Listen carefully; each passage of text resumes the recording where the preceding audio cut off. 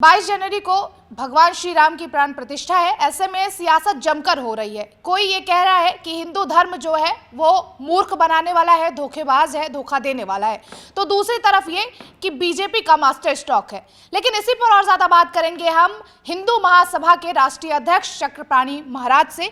Sir, जिस तरीके से कभी सनातन पर हमला तो कभी हिंदुत्व पर हमला, आप क्या कहेंगे उन विरोधियों को जो हिंदुत्व को लेकर लगातार निशाना साध रहे हैं? विनाश काले विपरीत बुद्धि, जब नाश मनुष्य का आता है पहले विवेक मर जाता है। वही हाल है स्टालिन 2 का, वही हाल है स्वामी प्रसाद मौर्य का, वही हाल है बिहार के चंद्रशेखर जी का, वही हाल है बिहार का जगदानंद जी का, वही हाल है डी राजा और स्वामी प्रसाद मौर्य जी का। ये कहीं ना कहीं इनके पेट में दर्द हो रहा है। ये इतने भटकती आत्मा है। ये मोदी जी और बीजेपी से लड़ते लड़ते ये हिंदू और सनातन धर्म से लड़ने लगे और विनाश काले विपरीत बुद्धि। तो ये निश्चित रूप से यह इनकी पटकथा लिखी जाएगी कि इनका नाश कैसे हुआ। तो इसलिए और हमें आश्चर्य इस बात का हुआ कि अखिलेश यादव जी जो राष्ट्रीय अध्यक्ष हैं, कहाँ तक वो तत्काल रूप से पार्टी से इनको निकालना चाहिए तो उन्होंने प्रमोशन दे दिया, महासचिव बना दिया। जबकि ये समाजवादी पार्टी में एक तरह से, चाहे किसी भी पार्टी में ये रहें स्वामी प्रसाद मौर्य जी, तो ये एक सड़ी हुई मरी हुई सड़ी हुई मछली के समान है जो पूरे तालाब को गंदा करेंगे। तो इसलिए ये बैठ कर के निश्चित रूप से नुकसान अखिलेश जी का हो रहा है और हमें लगता है उनको तत्काल रूप से उनको पार्टी से बाहर की जानी चाहिए। और माननीय मुख्यमंत्री उत्तर प्रदेश माननीय योगी आदित्यनाथ जी से मेरा ये नम्र निवेदन है, मेरी ये मांग है कि तत्काल रूप से अगर ये जानबूझ के कर रहे हैं तो इनको जेल भेजा जाए और अगर इनकी मानसिक स्थिति ठीक नहीं है तो इनको जो है पागल खाने भेजा जाए। दूसरी, आखिर बुलडोज़र हर हिंदू या मुसलमानों के जो भी वो है उस पर बुलडोज़र तुरंत चलता है उत्तर प्रदेश में, लेकिन आखिर स्वामी प्रसाद मौर्य जी के साथ क्यों नरमी बरती जा रही है? अब आवश्यकता है कि तत्काल योगी जी बुलडोज़र इन पे चलवाएं। हमारे हिंदू सनातनियों के टैक्स के पैसे का वेतन इनको मिलता है, एमएलसी हैं चूँकि हिंदू सनातनियों के पैसे से इनका सभी खर्च होता है और यहाँ तक कि आवास भी मिले हुए हैं, सरकारी आवास, और इनके जो प्राइवेट आवास है वो भी कहीं ना कहीं जनता के पैसे से बने हुए। तो मेरा ये मांग है कि उसको अधिग्रहित किया जाए अथवा इनकी जो है प्रॉपर्टी पे बुलडोज़र चलाया जाए।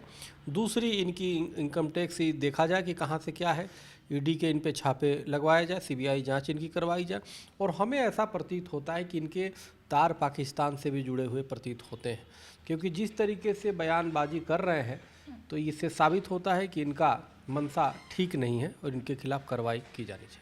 सर, अब कैसा अनुभव है क्योंकि इतने सालों की लड़ाई के बाद अब आखिरकार ऐसा है कि हिंदुओं को उनके भगवान श्री राम मिल रहे हैं और उस वक्त की लड़ाई आपने भी लड़ी है, अब कैसा अनुभव है आपका? देखिए, हम लोग एक पक्षकार थे। इससे सुनहरा, इससे गर्वान्वित, इससे प्रसन्नचित्त होने वाला निश्चित रूप से कोई पल नहीं हो सकता। ये बहुत समस्त हिंदू विश्व के हिंदुओं के लिए सुखद पल है और निश्चित रूप से एक हम लोग सौभाग्यशाली अपने आप को समझते हैं कि हम लोगों के जीवन काल में ही भव्य राम मंदिर हम लोग बनते हुए देख रहे हैं और फिर दर्शन भी करने जाएंगे। तो ये बहुत ही खुशी की बात है। एक आखिरी सवाल कि सपा सांसद शफीकुर रहमान ने यह कहा है कि जिस दिन भगवान श्री राम का प्रतिष्ठा होगी उस दिन हम शोक मनाएंगे। नहीं, वो शोक तो पूरे जीवन भर मनाए। उनके यहाँ उत्साह उमंग तो होता ही नहीं। वो शोक ही मना के पैदा हुए, शोक ही मना के वो रहेंगे। तो शोक मनाते रहें। मैं तो चाहता हूँ नकारात्मक लोग तो शोक ही मनाएंगे ना, जो निगेटिव लोग रहेंगे।